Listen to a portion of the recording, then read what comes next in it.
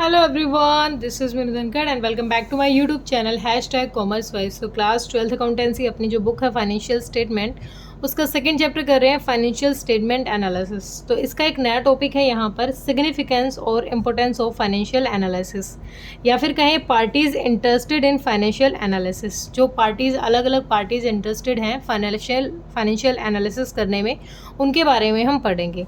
तो अलग अलग पार्टी कौन कौन सी हैं, सबसे पहले देखो यहाँ पर सिग्निफिकेंट फॉर मैनेजमेंट।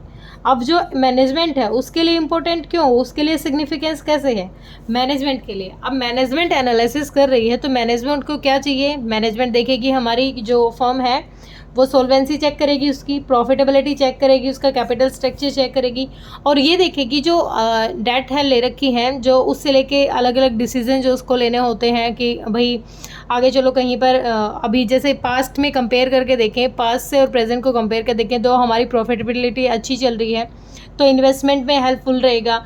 और क्या रहेगा, वो कंपेयर कर रहे हैं हर चीज़ के साथ, तो आगे फ्यूचर में क्या कर सकते हैं, वो उससे लेके अच्छी पॉलिसीज़ बना सकते हैं, अच्छे डिसीजन ले सकते हैं। जैसे यहाँ पर है भी कि सॉल्वेंसी पोजीशन चेक करेंगे, debt time to time cover कर रहे हैं या नहीं कर रहे हैं, ठीक है। करंट ईयर के प्रॉफिट के साथ हम कंपेयर करके देखते हैं, उससे हम अर्निंग कैपेसिटी चेक करते हैं अपने कि फ्यूचर में हम कितना अर्न कर सकते हैं, कितना नहीं कर सकते। और हम क्या करेंगे, यहाँ पर हमें क्या क्लियर हो जाता है कि हम यहाँ पर अलग अलग जो पॉलिसीज़ बनती हैं, अगर हमारी किसी पॉलिसी में कोई कमी रहती है तो हम कोई और नई पॉलिसी बनाएंगे ज़्यादा से ज़्यादा प्रॉफिट अर्न करने के लिए, ज़्यादा से ज़्यादा अपनी ऑर्गेनाइजेशन को ग्रो करने के लिए। यह एक बहुत अच्छी ये दे रखी है हमारी, the management can measure the effectiveness of its own policies. जो मैनेजमेंट है वो मेज़र कर सकता है अपनी खुद की इफेक्टिवनेस को, मेज़र कर सकता है अपनी पॉलिसीज़, देख सकता है कि उसके जो पॉलिसीज़ हैं, उसके जो डिसीज़न हैं, उसने वो ढंग से ले रखे हैं नहीं कर रखे। अगर नहीं है तो वो क्या कर सकता है, नई पॉलिसीज़ को अडॉप्ट कर सकता है, ठीक है। अपना जो प्रोसीजर है उसमें कुछ चेंज ला सकता है अच्छे से ग्रो करने के लिए। तो मैनेजमेंट के लिए कैसे है, देखो अलग अलग पार्टीज़ हैं, सबके अलग अलग काम है, तो एनालिसिस करने का सबका अलग अलग तरीका हो सकता है, एनालिसिस करने का सबका अलग अलग मेन मोटिव हो सकता है। तो मैनेजमेंट का क्या है, मैनेजमेंट का है कि भाई वो देखेगा कि पास के कंपेयर में हम करंट तक कितना हमने ग्रो किया है, और आगे हमें क्या अलग अलग पॉलिसीज़ फॉलो करनी चाहिए, क्या अलग अलग डिसीजन लेने चाहिए जिससे हमारी ऑर्गेनाइजेशन ज़्यादा ग्रो करे। सिग्निफिकेंस फॉर इन्वेस्टर्स के लिए कैसे, इन्वेस्टर जिसने पैसा लगा रखा है। अब इन्वेस्टर भी हम अपने जो फाइनेंशियल स्टेटमेंट्स होती हैं, हमारी जो फाइनेंशियल स्टेटमेंट होती है ऑर्गेनाइजेशन को, उनको एनालाइज करके देखते हैं। उनका क्या मतलब होता है इन्वेस्टर्स का मतलब ये होता है कि वो कहीं ना कहीं चेक करते हैं कि जो हमने पैसा लगा रखा है वो हमारा सेफ है या नहीं है।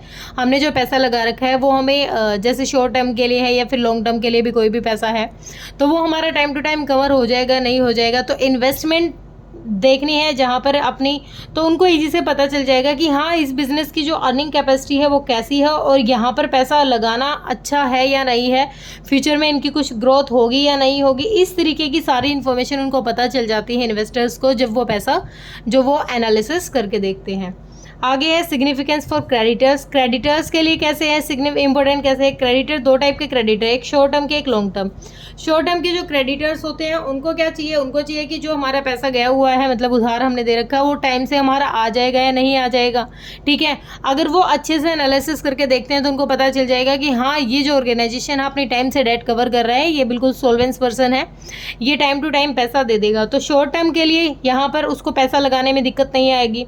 लॉन्ग टर्म क्रेडिटर्स को कैसे, उनको साथ में क्या चाहिए, उनको इंटरेस्ट मिल रहा है अच्छे से या नहीं, डिविडेंड मिल रहा है, वो चीज़ें भी उनको पता चल जाती है, ठीक है, अगर वो अच्छे से एनालिसिस करते हैं तो। सिग्निफिकेंस फॉर गवर्नमेंट, अब गवर्नमेंट के लिए इंपॉर्टेंट कैसे है, जैसे गवर्नमेंट को क्या हो, अब जैसे अलग अलग जो ऑर्गेनाइजेशन, अलग अलग जो फर्म्स हैं, अभी देखें तो 1920 का एग्जांपल लेके देखूं तो जो अपना बिजनेस था बिस्किट का, वो काफ़ी डाउन चल रहा था, तो वहाँ पर गवर्नमेंट हेल्प करती है। वो क्या कर देगी, जीएसटी रेट कम कर देगी। जब उसको लग रहा होगा कि ये कंपनी डाउन में चल रही है तो कहीं ना कहीं गवर्नमेंट क्या करती है, हेल्प भी कर देती है जब वो अच्छे से ग्रो नहीं कर पाते हैं, ठीक है। तो ये भी क्या करती है, गवर्नमेंट देखती है, एनालिसिस करके देखती है कि कौन सी ऑर्गेनाइजेशन, कौन सी फर्म ज़्यादा ग्रो कर रही है, कौन सी फर्म डाउन में चल रही है, वो सारी चीज़ें क्या करती हैं, वो एनालिसिस करके देखती है और फिर उसी के अकॉर्डिंग क्या करती है, वो हेल्प भी कर देती है। आगे है significance for financial institution. Financial institution जहाँ से हम पैसा उठाते हैं, लाइक बैंक्स हो गए, इंश्योरेंस कंपनीज हो गई है, इंडस्ट्रीज हो गई हैं अलग अलग, ठीक है, अलग अलग ऐसे इंस्टीट्यूशन जो हमें लोन उधार देने में मदद करते हैं, वो भी एनालिसिस करके देखते हैं। क्यों? क्योंकि उनसे उनको आइडिया हो जाता है कि ये ऑर्गेनाइजेशन हमारा पैसा टाइम पे देगी या नहीं देगी, इंटरेस्ट हमें देगी ढंग से या नहीं देगी, उन चीज़ों में भी उसको हेल्प मिलती है। फिर आगे है सिग्निफिकेंस फॉर एम्प्लॉयज़। एम्प्लॉयज़ के लिए भी कैसे है, एम्प्लॉयज़ के लिए भी काफ़ी फ़ायदेमंद, मतलब एनालिसिस वो भी करके देखते हैं। उनको भी पता चल जाता है कि जो उनका बिजनेस है वो अच्छे से ग्रो कर रहा है नहीं कर रहा है, वहाँ पर प्रॉफिट हो रहा है नहीं हो रहा है। अगर अच्छे से प्रॉफिट होगा तो उनको बोनस मिलेगा, टाइम टू टाइम सैलरी मिलेगी। तो जो एम्प्लॉयज़ है वो भी एनालिसिस करके देखते हैं अपने according. Significance for stock exchange authority. जो स्टॉक एक्सचेंज अथॉरिटी होती है वो भी अपने तरीके से क्या करती हैं, एनालिसिस करके देखती हैं। उनके लिए भी इंपॉर्टेंट है क्योंकि वो देखती हैं कि अर्निंग पर शेयर उनकी कितनी जा रही है। जैसे यहाँ पर लिखा हुआ है ना, अर्निंग पर शेयर होता है ये भी उनके मार्केट प्राइस किसी कंपनी के शेयर का उसका पता चल जाता है कि हाँ प्रॉफिट इतना है, तो जो मार्केट में उनका शेयर है उसका क्या रेट है वो भी उनको क्लियर हो जाता है। Significance for taxation authority. Taxation authority में कैसे हेल्पफुल है, अब हमारी जो फाइनेंशियल स्टेटमेंट है वो अच्छे से बनी हुई है, अच्छे तरीके से बनी हुई है, तो पता चल जाएगा कि वो टाइम से टाइम उन्होंने टैक्स पे किया है, कहीं पर गड़बड़ तो नहीं की है, अच्छे से टाइम जीएसटी पे कर रहे हैं। वो सारी चीज़ें भी डिटेल में होती है, एनालिसिस करके पता चल जाता है कि हाँ भाई किसी तरीके का कुछ इलीगल वर्क तो नहीं कर रहे हैं, एक अच्छे तरीके से उन्होंने अपने फाइनेंशियल स्टेटमेंट्स को एक लीगली तरीके से तैयार किया है या नहीं किया है। तो जितना भी उनका प्रोडक्शन था, सेल थी, वो सारी चीज़ें क्या मिल जाती है, टैक्सेशन अथॉरिटीज़ को भी हेल्प मिलती है अगर वो एनालिसिस करके देखते हैं तो, कि उन्होंने वो मतलब जितना भी उनकी प्रॉफिट अर्निंग है या फिर जितना भी उन पर टैक्स देना था वो अच्छे से टैक्स पे कर रहे हैं या नहीं कर रहे हैं। रिसर्चर के लिए भी हेल्पफुल है। रिसर्चर के लिए कैसे है, रिसर्चर क्या देखते हैं कि फाइनेंशियल साउंडनेस होगी, एफिशिएंसी होगी, प्रॉफिटेबिलिटी होगी, वही सारी चीज़ें देखते हैं कंपनी की जो इंपॉर्टेंट है रिसर्चर के लिए। उनको पता चलता है कि हाँ प्रेजेंट में कौन सी कंपनी, कौन सी ऑर्गेनाइजेशन सबसे ज़्यादा ग्रो कर रही है। Significance for other parties. Other parties कौन कौन सी हो गई हैं, जो अलग से इंटरेस्टेड पार्टीज़ होती हैं, वो भी क्या करती हैं, वो फाइनेंशियल स्टेटमेंट होती है कंपनी को, उनको अच्छे से एनालाइज करके देखती हैं। उनसे क्या पता चलता है, उनको उनसे पता चल जाता है कि जो ट्रेड है, एसोसिएशन या फिर कंज्यूमर ऑर्गेनाइजेशन, इस तरीके की क्या है, वो अलग अलग जो पार्टीज़ होती हैं वो भी अपने बिहाफ पर क्या करके देखती हैं, एनालिसिस करके देखती हैं। मेन मोटिव देखो, जितनी अलग अलग पार्टीज़ होंगी उनका सबका अलग अलग तरीका होगा, उनकी अलग अलग नीड होगी एनालिसिस करने का।